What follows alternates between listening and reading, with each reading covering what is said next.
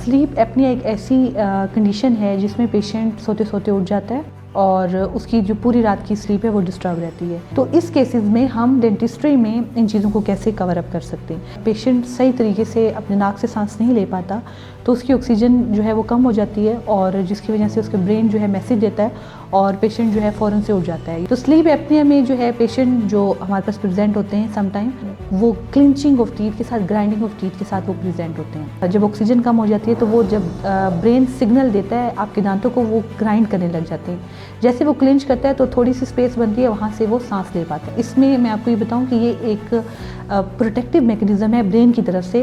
तो जब हमारे पास पेशेंट प्रेजेंट करता है, अगर हम उसकी ओरल एग्जामिनेशन करें और हमें ये लगे कि उसके दांत वक्त के साथ साथ जो है ग्राइंड हो रहे हैं, उसके क्राउन टूटे हुए हैं, या तो उसकी जो उसका अपर पैलेट है वो नैरो है, या उसकी ज़ुबान है उसके इर्द गिर्द दांतों के निशान से बने हुए हैं, तो हम उससे ज़रूर ये हिस्ट्री लेते हैं कि आपको रात को नींद सही से आती है या फिर आप रात को बार बार उठते तो नहीं रहते।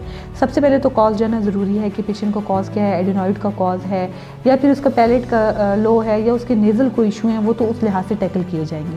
लेकिन डेंटिस्ट्री में हम जो करते हैं वो करते हैं कि सबसे पहले हम लोग, अगर उसके नैरो पैलेट है तो हम उसके पैलेट की एक्सपेंशन करते हैं, हम उसकी मैंडिबल की एक्सपेंशन करते हैं और मैंडिबल की हम जो है सर्जरीज के थ्रू उसको फॉरवर्ड लेकर आते हैं। इसके अलावा हम अलाइनर्स के थ्रू हम दांतों को स्पेस देते हैं। इस तरीके से हम उनको अरेंज करते हैं कि ज़ुबान को उसको रखने की पोजीशन मिले और पेशेंट को सांस लेने में आसानी हो।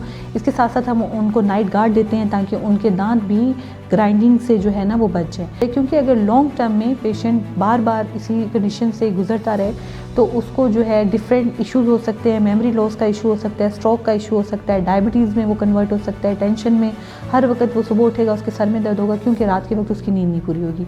तो ये छोटी छोटी चीज़ें अनइम्पोर्टेंट नहीं होती। अगर आपको अर्ली स्टेज पे ये लगे कि आपका बच्चा जो है वो रात को खराटे भी ले रहा है और सही तरीके से सो नहीं पा रहा, तो ये चीज़ें जो हैं काउंटर करना ज़रूरी है। कुछ बच्चे इसी चीज़ के साथ जो है डीप बाइट में शिफ्ट हो जाते हैं और वो और ज़्यादा ज़ोर से मुंह बंद करते हैं जिससे उनको सांस लेने में इशू होता है। और इस चीज़ों को कवर करने के लिए हम उनकी जो है बाइट को उठाते हैं, हम बाइट ब्लॉक्स देते हैं ताकि बच्चों की जो है डीप बाइट ठीक हो और उनका एयर वे जो है वो, अगर वो नाक से उनको मुश्किल आ रही है तो वो मुँह से जो है सांस ले सके। तो ये कुछ चीज़ें हैं जो कि मैं आपके साथ शेयर करना चाहती थी स्लीप एपनिया के बारे में। इसके बारे में नॉलेज होना बहुत ज़रूरी है। Thank you so much. अल्लाह हाफिज़।